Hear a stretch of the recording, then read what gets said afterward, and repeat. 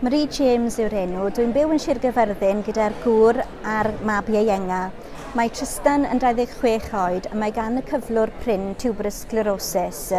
Cafodd e'r diagnosis pan oedd e'n 8 mis oed a o'r cychwyn ni wedi bod yn ffodus iawn i gael cefnogaeth hael yng Nghymru tuag at gwaith ymchwil, ariannu gwaith ymchwil i mewn i'r doler, ac yn Gaerdydd mae arbenigwyr wedi bod yn gweithio yn galed dros y blynyddoedd i ddatblygu triniaeth, y triniaeth cynta ar gyfer ynghlwylder prin i atal rhai o'r problemau sydd ynghlwm â'r doler.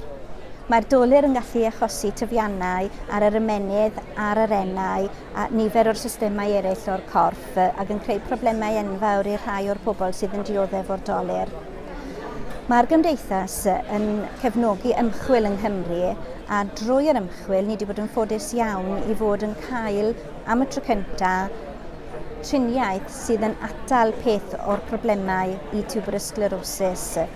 Mae'r deiseb yma sydd â dros 1000 o lofnodion yn galw am adolygiad o'r system presennol yn enwedig yn i edrych arno'r criteria o exceptionality sydd yn y broses, sydd yn atal pobl sydd â ganhwylder prin i gael y triniaeth sydd angen arno nhw yn angenreidiol.